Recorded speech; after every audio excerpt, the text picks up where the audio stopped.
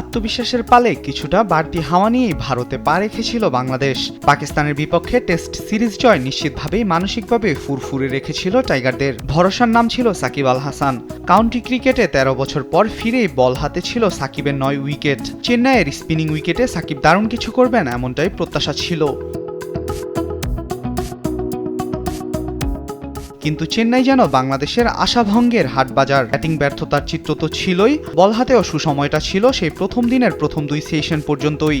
এরপর অশ্বিন জাদেজার ১৯৯ রানের সেই বিশাল জুটির কথা বাংলাদেশ ভুলে যেতে চাইবে নিশ্চিতভাবে। আর দ্বিতীয় ইনিংসে ছিল ঋষভ পান্থ, শুভমান গিলের জোড়া সেঞ্চুরি।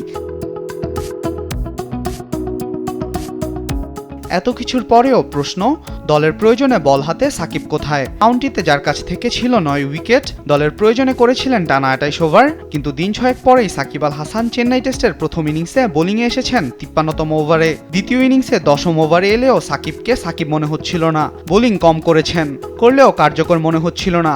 পাকিস্তান সফরে এবং কাউন্টি ক্রিকেটে ভালো বোলিং করে এলেও চেন্নাইয়ে বোলার সাকিবকে কেন এমন অচেনা মনে হচ্ছে?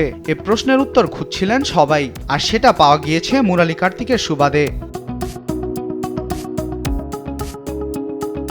শনিবার চেন্নাই টেস্টের তৃতীয় দিনের খেলার শুরুতে ভারতের সাবেক এই বাঁহাতি স্পিনার কৌতূহল মেটাতে সাকিবের সঙ্গে কথা বলেছেন। পরে ধারাভাষ্যে এসে সাকিবের সঙ্গে কি হয়েছে সেটাও জানিয়েছেন। তিনি বলেন, আমি তাকে দীর্ঘদিন ধরে চিনি। তাকে জিজ্ঞেস করেছিলাম কি কারণে সে কম বোলিং করেছে। সে আমাকে যা বলেছে তা একজন স্পিনার হিসেবে আমি অনুধাবন করতে পারছি। এরপরই চমকে যাওয়ার মতো একটা তথ্য জানিয়েছেন কার্তিক। তার বাঁহাতের স্পিনিং ফিঙ্গারে একটা অস্ত্রোপচার করা হয়েছে। সেটি এখন ফুলে গেছে, শক্ত হয়ে আছে। ওই আঙুলে সে বলের অনুভূতিটা পাচ্ছে না। স্পিনার হিসেবে বলের অনুভূতিটা দরকার। এছাড়া তার কাঁধেও অস্বস্তি আছে।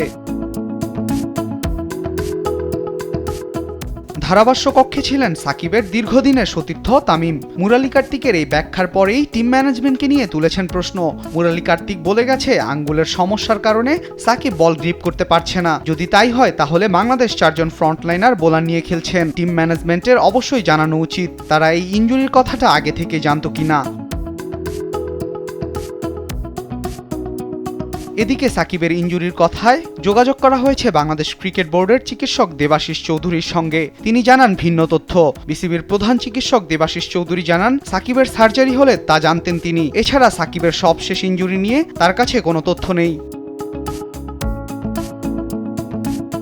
আল মাহমুদ ফাহিম, স্পোর্টস ডেস্ক, দেশ টিভি।